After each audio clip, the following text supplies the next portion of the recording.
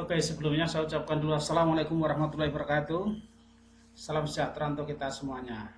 Oke, terima kasih kita ketemu lagi di acara perkuliahan saya yaitu analisa dan perancang sistem informasi. Pada hari ini adalah pertemuan yang keempat atau minggu yang keempat. Baik, sebelum acara dimulai, saya sampaikan dulu mengenai tujuan pembelajaran yang tidak dicapai di dalam metode pengembangan sistem informasi adalah pada hari ini, yaitu kita akan bahas metode pengembangan sistem informasi. Ada banyak jenis metode pengembangan sistem informasi. Di sini nanti kita akan bahas mengenai jenis-jenis metode pengembangan informasi, ya, dari yang untuk skala kecil maupun untuk skala besar, jadi waktu yang lama maupun waktu yang sebentar. Tentunya dari jenis-jenis metode yang ada ini tentu ada kelebihan dan ada kekurangan. Tergantung kita nanti mau menerapkannya pakai metode yang mana. Semua metode yang ada di situ baik dan benar seperti itu. Tinggal kita mengikuti saja pola yang ada dan disesuaikan dengan keadaan di lapangan.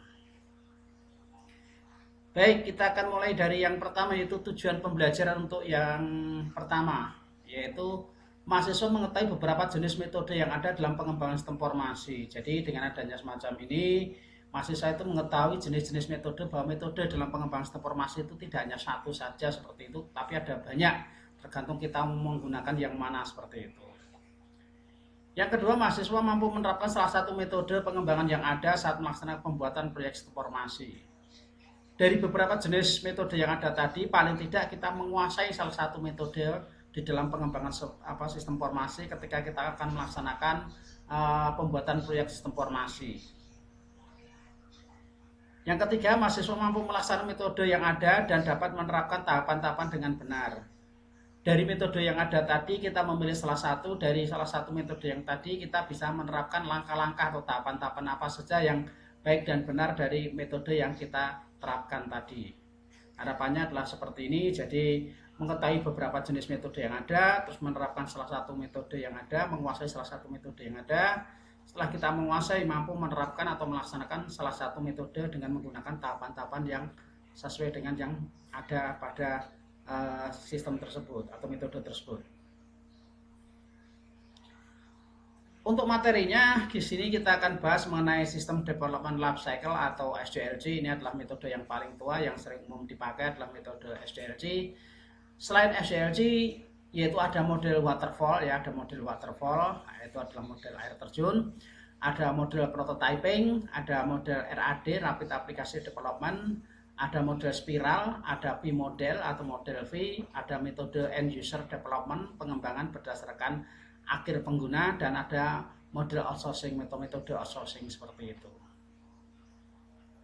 Baik, kita akan mulai untuk materi yang pertama, yaitu sistem development life cycle. Tapi sebelumnya kita bahas mengenai metode yang ada baiknya kita mengerti dulu apa yang dimaksud dengan metodologi pengembangan sistem itu. Metodologi pengembangan sistem adalah serangkaian aktivitas atau metode atau praktik penyampaian dan perangkat yang digunakan oleh struktur untuk mengembangkan dan merawat sistem informasi dan softwarenya. Itu yang disebut dengan metodologi. Itu adalah suatu aktivitas, ya, aktivitas dari praktek, ya, metode atau praktik yang ada, penyampaian dan perangkat yang dipergunakan oleh pengembang, ya, untuk mengembangkan dan merawat sistem informasi dan softwarenya. Ini metode pengembangan sistem informasi. Ada arsitektur sistem informasi. Di sini arsiteknya, yaitu bangunannya atau gambarnya di situ adalah kesatuan kerangka atau unifying framework-nya di situ yang memadukan beberapa orang beda perspektif dalam mengorganisasikan dan memandang bagian bangunan dasar daripada sistem informasi. Jadi dengan adanya arsitektur sistem informasi, perbedaan pendapat tadi atau perbedaan perspektif tadi dalam mengorganisasikan itu akan jadi satu seperti itu, disatukan di situ supaya nanti tidak beda-beda pendapat atau beda-beda pandangan tentang atau perspektif dari pada bangunan sistem informasi tersebut. Maka dibuatkan arsitekturnya ini.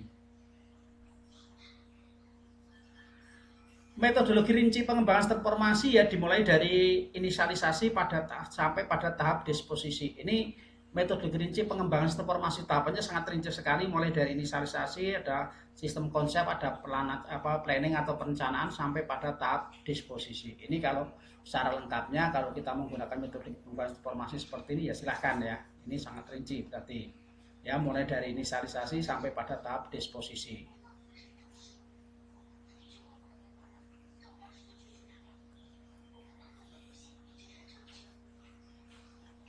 Kalau secara umum ya, secara umum itu tadi secara rincinya, secara umum metodologi pengembangan sistem informasi itu terdiri dari 5 hal. Ya, ada 5 tahapan, maksud saya seperti itu, ada 5 tahapan. Mulai dari tahap planning, ada analisis ya, ada perencanaan, ada analisa. Setelah itu ada tahap desain ya, perancangan, ada tahap implementasi atau penerapan atau menginstal programnya, dan yang kelima adalah tahap maintenance atau perawatan. Apa yang dimaksud dengan tahap planning atau perencanaan itu adalah pengamatan dan penelitian awal untuk mengetahui tingkat kepentingan sistem, menentukan lingkup sistem dan membuat perencanaan pengembangan. Jadi di sini adalah melakukan survei atau pengamatan dari awal ya, pengamatan dari awal, penelitian awal, tingkat kepentingannya dan menentukan perencanaan pengembangan sebuah sistem. Setelah di planning, direncanakan ya, sudah disesuaikan dengan itu, sudah urut ya, sudah dibuatkan jadwalnya. Selanjutnya adalah melakukan analisis ya. Analisis domain sistem adalah untuk mengidentifikasikan elemen sistem, masalah, kebutuhan, peluang, tujuan, dan arahan, yaitu melakukan investigasi di lapangan. Kita melakukan analisa di sana ya. Kita mengidentifikasikan daripada sistem yang sedang berjalan saat ini seperti apa.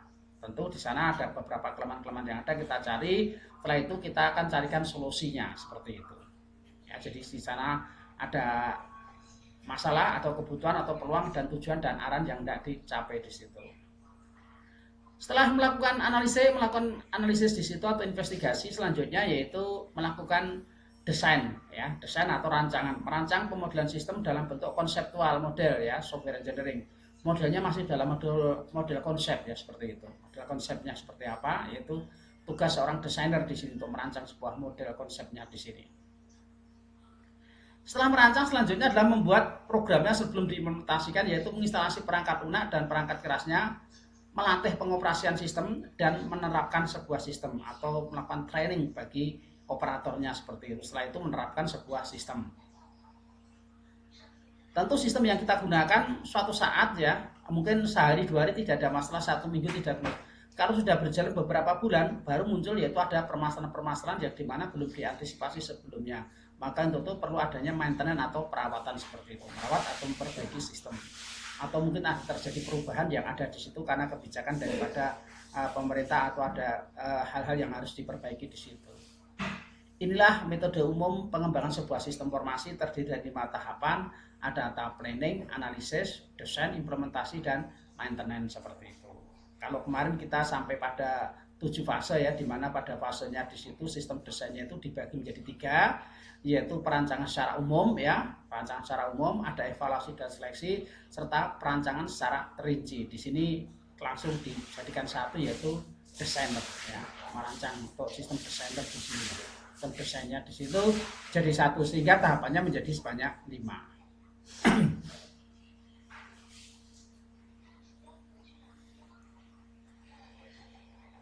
Metode umum pengembangan sistemnya bentuknya adalah seperti ini ya. Kita mulai dari inisiasi tadi, ada planning atau perencanaan. Setelah kita selesai melakukan perencanaan atau planning, selanjutnya yaitu melakukan analisa. Dari analisa dibuatkan desain tadi, kembali ke sistem implementasi yaitu maintenance. Kalau sudah di sini nanti akan kembali ke analis di sini, bukan lagi ke perencanaan. Perencanaan hanya di awal sekali kan sudah jalan di sini ya. Nah, ini metode umum pengembangan sistemnya adalah seperti ini urutannya.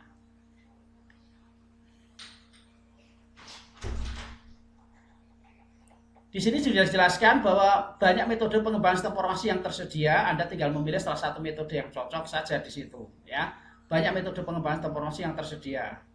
Metode yang paling dikenal ya disebut dengan juga sebagai System Development Lifecycle atau SDLC. Metode ini merupakan metode yang paling tua, yang umum digunakan dalam pengembangan sistem informasi, kebanyakan adalah menggunakan yaitu sistem SDLC di sini. Metode yang dikenal antara lain ada prototyping ya, ada aplikasi software ya, ada end user development, ada outsourcing dan lain-lain ya. Untuk selanjutnya di sini akan dijelaskan beberapa metode yang ada, satu persatu akan kita bahas mengenai metode-metode yang ada tadi. Ya. Metode SDLC di sini tadi sama dengan metode umum. Di sini kita menggunakan 5 tahapan, mulai dari planning ya, fase atau tahap planning, ada tahap analisis, tahap desain, ada tahap implementasi, dan tahap penggunaan atau maintenance di sini. Yang terbaru, maka tahapan ini juga dipecah menjadi beberapa seperti ini. Tahap yang lama seperti ini ada 5 dari Raymond McLeod di sini ya. Di sini sekarang SDLC ada planning, ada analisis, ada desain, development ya, development di sini ada pengembangannya, di sini ada pengembangan ya di dalam tahap setelah desain di sini ya, itu masuk ke pengembangannya dulu. Sebetulnya masuk di dalam implementasi itu ada pengembangannya, di dalam pengembangan terus ada pengujian. Jadi di sini testing dan implementasi atau integrasi dan development atau pengembangan ini sebetulnya jadi satu di sini. Nah, kalau di sini dipisah yaitu ada pengembangan sendiri dan ada testing dan integrasi penyatuan dan pengujian. Setelah itu ada tahap yaitu maintenance. Ini yang terbaru adalah dengan menggunakan 6 tahapan seperti ini. Tapi saya menjelaskan di dalam yaitu tahapannya sebanyak 5 ini. 5 tahapan ini. Oke, kita mulai dari SDLC dulu yang pertama, metode yang pertama. SDLC ini merupakan metode pengembangan sistem paling tua tadi sudah ya. Sangat cocok untuk pengembangan sistem yang besar. Ya, ini cocok untuk pengembangan sistem besar. Tidak sesuai atau tidak terlalu disarankan untuk yang small project ya. Jadi untuk project skala kecil ya, small scale project di sini ya. Karena di sini perlu adanya beberapa hal, ada resource intercept-nya tidak fleksibel kalau digunakan untuk skala kecil. Sulit untuk aplikasi dengan perubahan cara pengambilan keputusan yang sangat cepat. Ya, jadi kalau SDLC itu elegan yaitu dalam bentuk yaitu tata urutnya itu sudah betul-betul ini ya sudah dimulai dari planning, ada analisis, ada desain, ada implementasi sampai pada tahap maintenance atau perawatan seperti ini. Nah, ketika terjadi perubahan yang sangat cepat seperti ini, maka tidak cocok. Ya, jadi sulit untuk aplikasi perubahan yang pengambilan keputusan yang sangat cepat tiba-tiba berubah, belum selesai tidak berubah. Tidak fleksibel untuk yang skala kecil atau untuk perusahaan yang kecil seperti itu. Nah, ini salah satu kelebihan dan kekurangan yang ada dalam SDLC adalah seperti ini.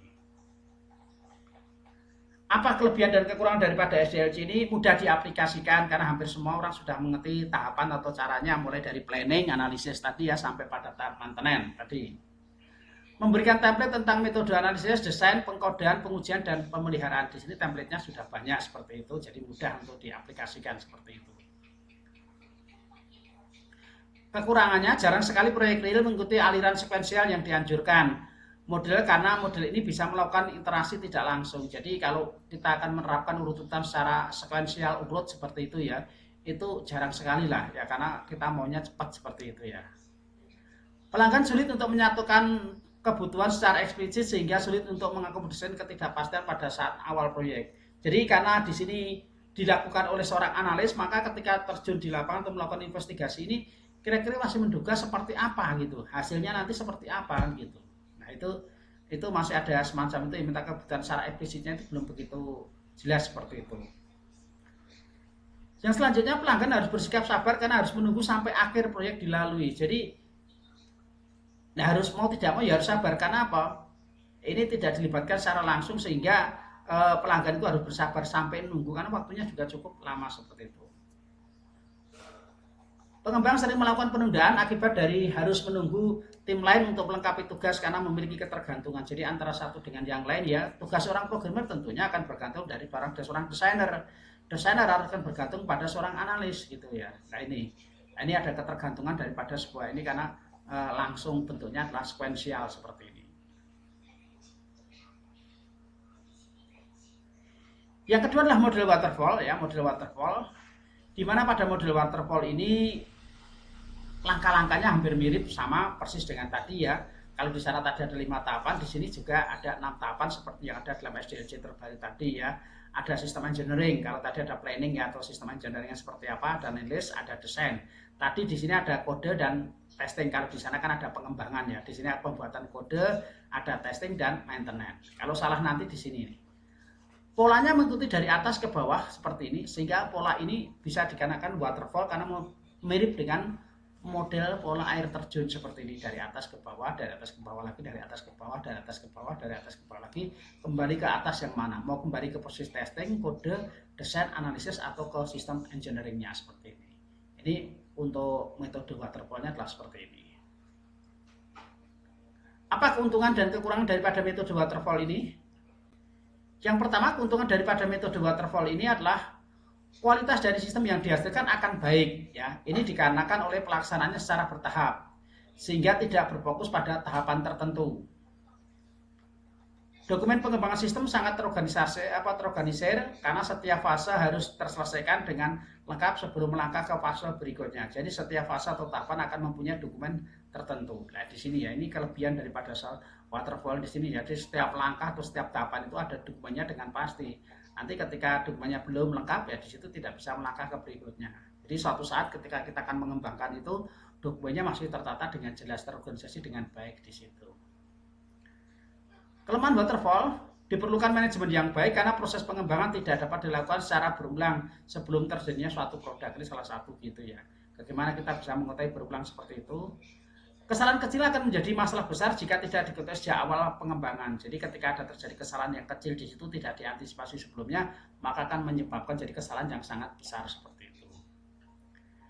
Pelanggan sulit menyatakan kebutuhan secara eksplisit sehingga tidak dapat mengakomodasi ketidakpastian pada saat awal pengembangan, hampir sama dengan di dalam metode SDLC. Metode SDLC ini dan waterfall ini cocok untuk perusahaan-perusahaan besar, tapi kalau untuk perusahaan kecil tidak cocok karena waktunya juga cukup lama ya. Kalau ini butuh waktu kan seperti itu. Kalau mau yang cepat ya kita gunakan metode yang lain. Oke, sebelum kita lanjut, mungkin kalau ada yang mau didiskusikan, nanti silahkan bisa ditulis di kolom chatnya, di situ ya kolom diskusinya, nanti kita akan diskusikan. Kalau perlu kita akan bahas, kita bahas ya bersama-sama pada kesempatan lain waktu seperti itu. Ya, nanti bisa kita diskusi bersama-sama. Karena untuk pembelajarannya adalah yaitu pembelajaran secara mandiri, sehingga harus ada belajar lewat video ini. Nanti ada kekurangan atau ada pertanyaan-pertanyaan bisa diaktifkan di chatnya pada kolom diskusi seperti itu. Oke, mohon maaf saya tinggal minum dulu sebentar.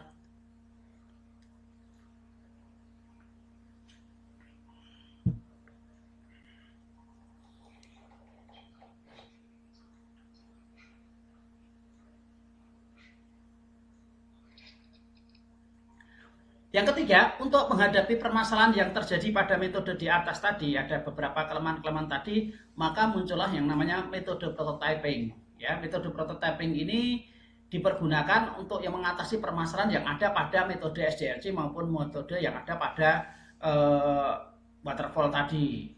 Karena waktunya lama, maka dengan menggunakan metode prototyping ini digunakan untuk yang skala kecil dan waktunya cepat seperti itu. Pola untuk metode prototyping ini yaitu yang pertama adalah mengidentifikasi kebutuhan pemakai, ya. Terus setelah itu mengembangkan prototipe. Apakah prototipe diterima? Ya. Jika tidak, maka prototipe ini langsung mengidentifikasi kebutuhan kembali, ya, mengidentifikasi. Jadi ini terjun langsung kepada si penggunanya. Pengguna ditanyakan kebutuhannya seperti apa, dibuatkan prototipenya. Setelah di prototipenya dibuat, disampaikan. Apakah prototipenya diterima? Kalau tidak, kita perbaiki kembali sampai prototipe ini diterima. Oh, ternyata user sudah menyatakan oke, berarti prototipenya bisa diterima. Selanjutnya kita akan menggunakan prototipe. Ini pada tahap yang kedua, yaitu sama setelah prototipe diterima, selanjutnya kita akan membuat codingnya, pembuatan sistemnya, ya. Coding kita buat atau programnya kita buat, ya, mengcoding sistem atau pembuatan sistem. Setelah itu kita uji sistem. Setelah diuji, apakah sistem bisa diterima? Ini loh hasil sistemnya setelah diuji seperti ini. Apakah sistem diterima? Oh tidak, ada yang perlu diperbaiki kembali. Maka kembali ke coding sistem lagi, diuji lagi. Sampai sistem ini diterima. Kalau sudah diterima, selanjutnya adalah menggunakan sistem. Inilah tahapan daripada model prototyping adalah modelnya adalah seperti ini. Dari mengidentifikasi sampai pada tahap yaitu menggunakan sistem seperti itu. Nah, ini gambar dalam bentuk model yang lain adalah seperti ini. Jadi yang pertama adalah pengumpulan kebutuhan, membangun prototipe, ya, membangun prototipe. Kalau prototipe diterima, kita evaluasi prototipenya. Kalau tidak, kembali ke sini, ya. Jadi kembali ke atas di sini, yaitu kembali kebutuhan. Kalau prototipe ini diterima, kita langsung mengkodekan sebuah sistem. Setelah mengkodekan sistem, kita menguji sistem, ya. Setelah diujikan sistem, kita evaluasi sistem tersebut. Apakah diterima sistemnya tadi? Kalau tidak, kembali ke mengkodekan ini. Kalau tidak diterima, yaitu penggunaan sistem. Ini hanya masalah bentuk gambar saja. Ada model seperti ini, ada model seperti tadi. Seperti itu ya. Nah, apa kelebihan dan kekurangan daripada metode prototyping ini? Ya, prototyping ini keuntungannya adalah komunikasi user dan pengembang intensif. Jadi karena di sini yang dituju adalah langsung ke pengguna akhir, ya, penggunanya di situ ya, maka pengembangannya akan menjadi lebih intensif, lebih mudah seperti itu.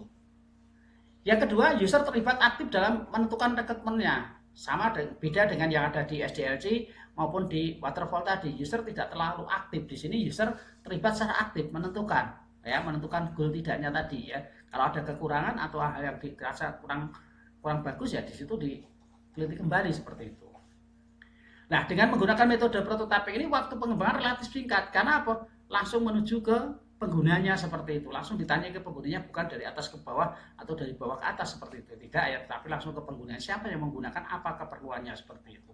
Jadi waktunya jadi lebih singkat seperti ini. Selanjutnya implementasi mudah karena pemakai mengetahui dari awal apa yang akan diperolehnya. Jadi ketika sistem ini sudah jadi, pengguna ini tidak ada masalah karena apa, sejak awal sudah dilibatkan sehingga dia akan tahu, sehingga implementasinya akan menjadi lebih mudah. Ya, dengan demikian analisa kebutuhan lebih mudah diwujudkan karena terjun langsung dengan si pengguna seperti ini. Walaupun begitu, prototyping memiliki daya tarik yang luar biasa seperti itu, maka prototyping ini juga memiliki kelemahan. Salah satu kelemahannya adalah kemungkinan terjadinya shortcut dalam pendivisan masalah. Kita mengambil jalan pintas karena langsung menuju ke sini dan ada beberapa permasalahan yang tidak didefinisikan dengan baik seperti itu. Menggunakan jalan pintas. Kalau kita menggunakan jalan pintas berarti ada beberapa nanti hal yang permasalahan yang tidak didefinisikan dengan kurang bagus seperti itu. Yang jadi masalah adalah pemakai bisa terlalu berlebihan menentukan ini sehingga sulit untuk dipenuhi. Jadi pemakai itu meminta, karena tidak akrab dengan sistem, dia meminta sesuatu yang di luar batas seperti itu, di luar dari batas daripada sebuah sistem. Ini akan jadi masalah seperti itu ya, karena tidak memahami kerja daripada sistem, dia meminta lebih daripada sebuah sistem tadi. Selanjutnya adalah tidak dihasilkan rancangan yang baik karena tadi adanya jalan pintas tadi, karena langsung menuju ke pemakai, tidak dimulai dari situ. Nah, akan menjadi lebih bagus kalau kelebihan yang ada pada prototyping ini bisa diterapkan kepada, yaitu di dalam metode SDLC maupun waterfall seperti itu.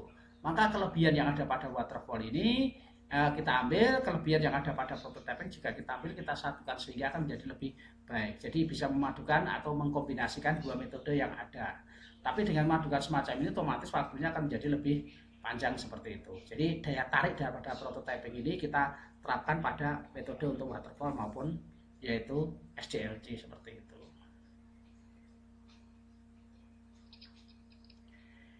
Yang keempat adalah metode RAD, Rapid Application Development. Selain kita menggunakan prototyping untuk pengembangan yang kecil, yang sifatnya fleksibel, kita bisa menggunakan yaitu metode RAD, Rapid Application Development. Yang pertama adalah dari planning dulu juga. Dari planning, perencanaan, ada prototyping ya. Di sini kita langsung ke user design ya.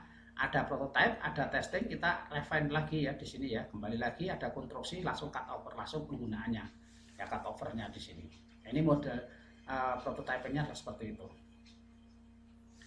Kelebihan dan kekurangan daripada RAD di sini adalah RAD mengikuti tahapan pengembangan sistem seperti umumnya, tetapi mempunyai kemampuan untuk menggunakan kembali komponen yang ada. Jadi ada kelebihannya adalah pada reusable objek, penggunaan objek kembali yang sudah pernah kita gunakan sebelumnya.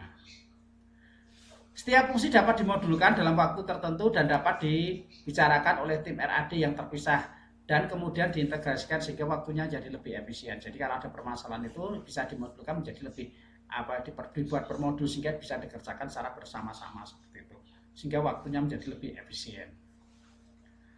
Kekurangan ya itu tidak cocok untuk proyek skala besar sama dengan ini ya, karena untuk prototipe dan RAD ini sebagai alternatif ya, sebagai alternatif daripada SDLC maupun waterfall sangat cocok untuk skala kecil, tidak cocok untuk skala besar. Proyek bisa gagal karena waktu yang disepakati tidak terpenuhi. Ya tadi karena masalah ini masalah kebutuhan waktunya ya. Sistem yang tidak bisa dimodulasi tidak cocok untuk model ini karena modelnya ini adalah modelnya dibuatkan sebuah modul ya. Kalau tidak dibuat modul-modul seperti itu akan jadi masalah. Ya, seperti dengan adanya dibuatkan modul-modul ini, sistem akan sangat cocok kalau menggunakan model blok seperti ini. Kekurangan yang lain dari resiko teknis yang tinggi juga kurang cocok untuk model ini ya. Kalau resikonya tinggi juga tidak cocok atau tidak baik untuk kepentingan ini. Berikutnya adalah model spiral ya, namanya spiral pair ya, dimulai dari pertama di sini ya, kita mulai dari satu determinasi objek, masuk ke identifikasi ya, masuk ketika pengembangan dan testing, masuk ke plan dan iterasi selanjutnya. Jadi berputar terus seperti ini. Kelebihan dan kekurangan daripada model spiral adalah dapat disesuaikan agar perangkat lunak bisa dipakai selama hidup perangkat lunak komputer. Jadi kelebihannya bisa dipakai terus-menerus karena ada perubahan, diperbaiki terus berputar terus tadi. Lebih cocok untuk pengembangan sistem dan perangkat lunak skala besar. Ini juga untuk sama dengan SDLC maupun waterfall untuk skala besar. Pengembang dan pemakai dapat lebih mudah memahami dan interaksi terhadap risiko setiap tingkat evolusi karena perangkat lunak terus bekerja selama proses. Jadi adanya tadi perputaran tadi yang menggunakan itu ya.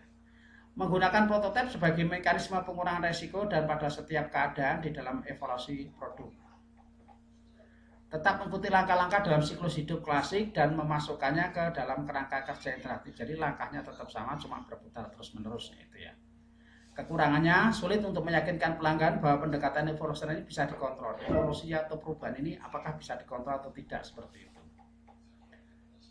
Yang kedua, memerlukan penaksiran risiko yang masuk akal dan akan menjadi masalah yang serius jika risiko mayor tidak ditemukan dan diatur. Ya, jika ada masalah-masalah kecil yang tidak diantisipasi sebelumnya akan menimbulkan permasalahan pada skala yang besar tadi.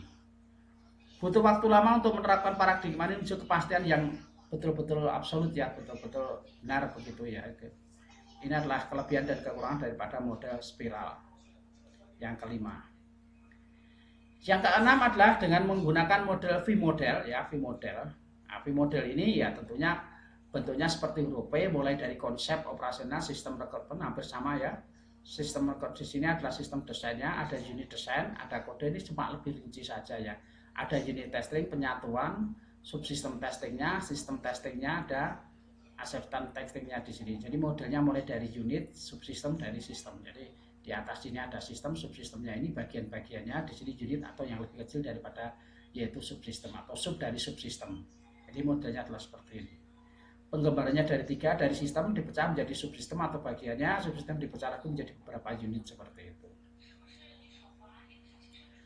Kelebihan dan kekurangan daripada V-model, yaitu kelebihannya V-model ini sangat fleksibel ya, karena V-model mendukung untuk penambahan dan pengurangan metode dan tools secara dinamik ya.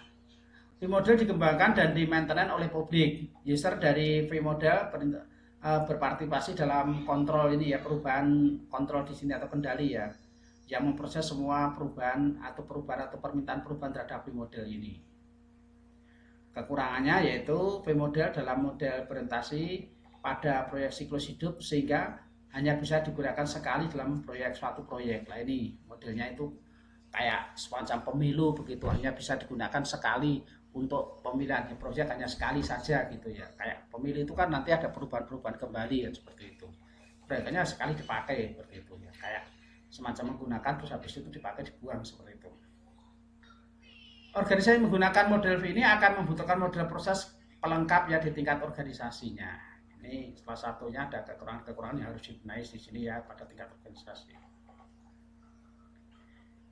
Yang ketujuh adalah metode end user development, yaitu metode langsung menuju ke pengguna akhir, hampir mirip dengan prototipe tadi. Jadi apa sih kebutuhan daripada si pengguna ini ya? Di sini ada penggunanya, di sini kita gunakan database untuk workstation-nya atau komputernya. Apa yang diperlukan daripada end user di sini? Oh, saya nanti bisa melakukan query language, ada graphic language, ada report ya, ada aplikasi development pengembangannya atau pada tingkat makro komputernya di situ ya, ada software dan hardware-nya. Ini pada tingkat end user development, jadi pengembangan pada tingkat langsung kepada pengguna akhir seperti itu. Metode end user development ini adalah pengembangan dilakukan secara langsung oleh user ya, jadi pengembangan dilakukan oleh langsung sama dengan di prototipe tadi, langsung ke pengguna akhirnya, siapa yang akan menggunakan. Karena di sini sudah dilengkapi dengan adanya bahasa pemrograman yang mudah ya, sehingga dengan menggunakan end user saat ini akan menjadi tepat ya, karena sudah langsung diketahui, oh bentuknya seperti ini, hasil akhirnya nanti seperti ini. Sudah banyak sekali software yang digunakan untuk itu. Keterlibatan langsung dengan end user sangat menguntungkan karena memahami benar bagaimana sistem bekerja. Artinya tahap analisis sistem dapat dilakukan lebih cepat ya, karena tidak perlu melakukan pengamatan, langsung tanya kepada si penggunanya ini. Kelemahan adalah pada pengendalian mutu dan kecenderungan tumbuhnya privasi sistem informasi integrasi dengan sistem yang lain menjadi sulit. Nah, di sini munculnya ada ini karena langsung ke pengguna akhir munculnya muncul egonya di dalam operator itu yang sifatnya semuanya diproteksi seperti itu ya. Ini kalau nggak bisa seperti ini, diprotek, ini di password seperti itu. Itu kan jadi masalah juga gitu ya. Nanti orang lain tidak bisa menggunakan seperti itu. Yang terakhir adalah metode outsourcing ya. Jadi metode outsourcing dari sini metode outsourcing berarti apa? Sumber dari luar. Jadi ketika kita akan mengembangkan sebuah informasi dari sini ya outsourcing IT expert di sini ya. Di sini pelanggan itu mengembangkan dari pihak luar di sini ya. Jadi ya tinggal gunakan seperti itu. Ada juga model seperti tidak bisa membuat sendiri tapi langsung sudah dibiarkan sama orang lain, saya dibuatkan sama orang lain. Ini banyak juga sekali seperti itu. Ada masalah di situ ada solusinya bagaimana. Nah, di sini ada database expertnya, ada jaringannya. Nah, ini tinggal yang diinginkan apa? Ada masalah, ada solusinya yang ditampilkan di sini. Ini metode outsourcingnya adalah seperti ini. Metode outsourcing ini dilakukan kontrak dengan pihak luar untuk menangani baik pengembangan maupun operasi maintenance system ya, karena sumber dari luar. Jadi yang menangani dari pihak luar seperti itu. Menguntungkan dari sisi kecepatan memperoleh hasil dan biaya, karena kita tidak perlu repot-repot yang mengerjakan sudah ahlinya. Jadi dengan adanya model outsourcing ini pasti yang mengerjakan adalah ahlinya seperti itu.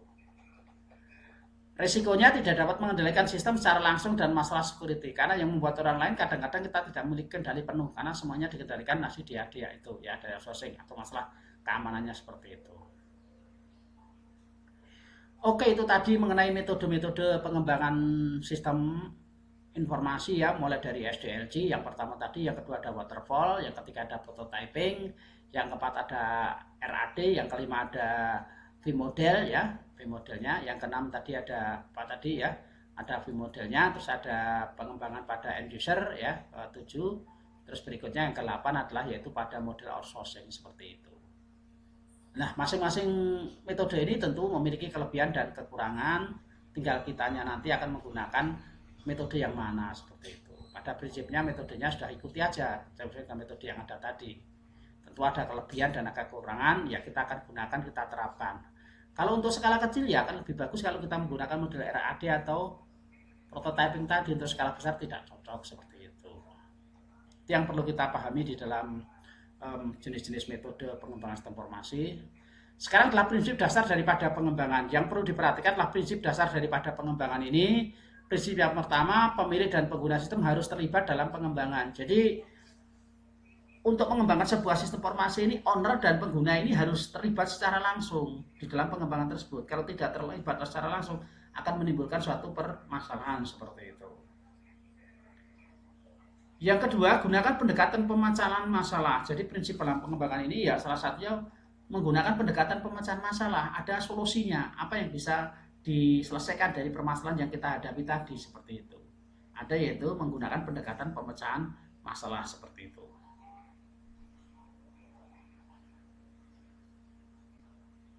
Berikutnya yang ketiga adalah tentukan tahapan pengembangannya. Setelah itu kita harus menentukan tahapan pengembangannya. Tahap-tahap pengembangannya mulai dari yang itu ya, membuat proses pengembangan menjadi aktivitas yang lebih kecil ya, lebih mudah dikelola dan diselesaikan. Ini menentukan tahap pengembangannya adalah seperti itu prinsipnya. Keempat, tetapkan standar untuk pengembangan dan dokumentasi yang konsisten. Artinya standar yang telah ditetapkan itu harus betul-betul konsisten. Standarnya berapa itu?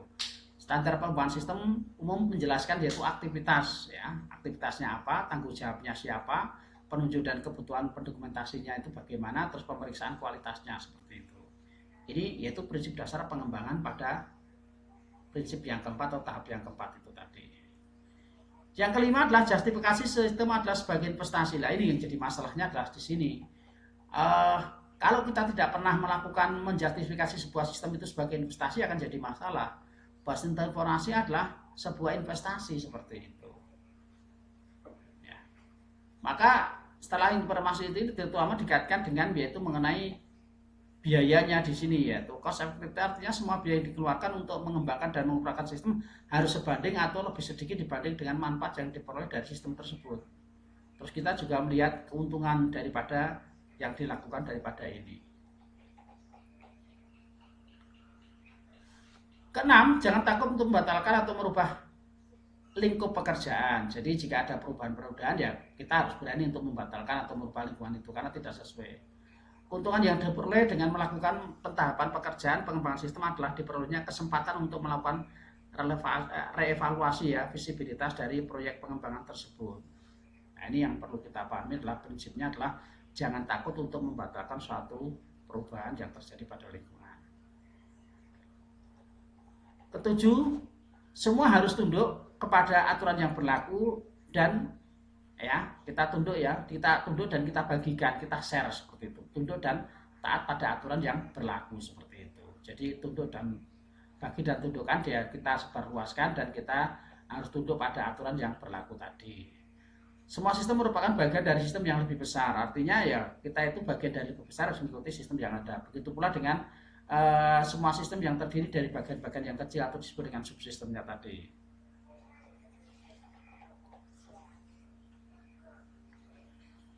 8 prinsipnya adalah rancang sistem untuk pertumbuhan dan perubahan. Jika kita akan merancang sistem itu untuk pertumbuhan dan perubahan yang terjadi. Banyak pengembang sistem yang terjebak dalam pengembangan sistem untuk memenuhi kebutuhan saat ini saja, jadi tidak memikirkan ke depannya seperti itu. Nah, ini yang perlu kita pahami, jadi mengembangkan sebuah sistem itu tidak membutuhkan kebutuhan saat ini saja, tapi saat yang akan datang juga seperti itu. Ini proses entropinya tadi ya, satu sistem proses entropinya tidak saya jelaskan di sini, yaitu selanjutnya prinsip dasar pengembangannya adalah langkah yang ke-8. Nah ini. Jadi prinsip dasar daripada pengembangan tadi adalah libatkan pemilik dan pemakai sistem. Jadi di dalam pengembangan sistem informasi kita harus melibatkan owner atau pemiliknya ya. Ya sekali waktu di situ ada dan pemakainya. Jadi pemakai ini juga harus dilibatkan supaya mengerti seperti itu. Kita juga harus menggunakan pendekatan untuk memecahkan masalah. Jadi di situ gunakan pendekatan masalah atau permasalahan masalah apa di situ. Setelah itu kita buat tahapan-tahapan aktivitas yang harus dilakukan, yaitu tahap yang pertama, kedua, ketiga itu aktivitas yang akan dilakukan itu apa, kita buat tahapannya seperti itu. Setelah itu menetapkan standar dan pengembangan serta dokumentasi yang konsisten, yaitu menjustifikasi sistem sebagai sebuah investasi ya. Jika tidak semua itu ya, maka jangan takut untuk membatalkan kalau memang perlu dibatalkan seperti itu. Kalau sudah kita share ya, kita bagi-bagi dan kita harus tunduk dengan aturan yang berlaku semua ya. Jadi karena sistem kita bangun ya bagian dari sistem yang lain kan seperti itu, harus tunduk seperti itu. Rancangan sistem untuk pertumbuhan dan perubahan, jadi artinya merancang sistem bukan untuk kebutuhan saat ini tetapi juga untuk melakukan pertumbuhan dan perubahan yang akan datang seperti itu. Inilah prinsip-prinsip dasar daripada pengembangan sebuah sistem.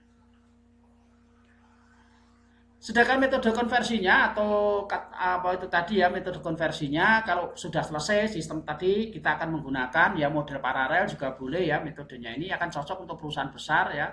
Jadi model yang lama tetap jalan, model yang baru juga berjalan. Jadi masih dalam posisi transisi, yang lama jalan, yang baru jalan. Modelnya model paralel seperti itu, keduanya jalan. Tapi ini membutuhkan biaya yang besar seperti itu. Kalau untuk perusahaan besar ya cocok seperti itu. Model pilot project di situ kita buat sistemnya di bagian departemen tertentu. Kalau sudah nanti berhasil dimasukkan ke departemen yang lain sampai pada departemen-departemen semua departemen yang ada.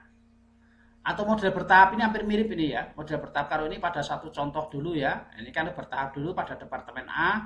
Kalau sudah departemen B, departemen C, nanti lama-lama semua sistem menjadi yang baru dan lama-lama sistem yang lama ditinggalkan. Seperti itu. Yang 1, 2, 3 cocok untuk perusahaan besar ya. Kalau untuk perusahaan kecil ya kita gunakan yang model ini, cut over. Sistem lama langsung kita ganti dengan sistem yang baru. Kalau untuk perusahaan kecil cocok ya. Kalau perusahaan lama ini butuh biaya dana besar, kalau ini tidak masalah. Kalau ini menggunakan sistem yang untuk perusahaan besar akan kacau kalau belum siap seperti itu. Oke, hanya itu saja yang bisa sampaikan untuk pembelajaran hari ini. Jadi yang bisa kita peroleh atau kesimpulan yang bisa kita ambil dari pembelajaran hari ini, yang pertama adalah bahwa metode yang umum atau tahapan pengembangan sistem adalah mulai dari planning atau perencanaan, masuk ke tahap analisis, yaitu desain, implementasi, sampai pada tahap maintenance. Selanjutnya, jenis metode dalam pengembangan sistem informasi cukup beragam untuk pengembangan sesuaikan dengan kebutuhan yang ada. Setiap metode pengembangan dalam sistem informasi memiliki kelebihan dan kekurangan. Untuk pengembangan sistem perlu menerapkan adanya prinsip-prinsip dasar pengembangan tadi dari 8 tahap, dari 8 prinsip pengembangan tadi ya. Untuk metode konversi dapat dilakukan dengan cara model paralel, model pilot, fase atau model cut over tadi. Demikian yang bisa saya sampaikan untuk pembelajaran hari ini. Jika ada yang mau disampaikan, silahkan Anda tulis di kolom chat diskusi yang sudah disediakan, sehingga nanti kita lain waktu kita bisa bahas bersama-sama atau Anda bisa di WA. Hanya ini yang bisa saya sampaikan untuk pembelajaran hari ini. Terima kasih untuk atensinya. Kita ketemu lagi minggu depan. Terima kasih. Akhirul salam. Assalamualaikum warahmatullahi wabarakatuh.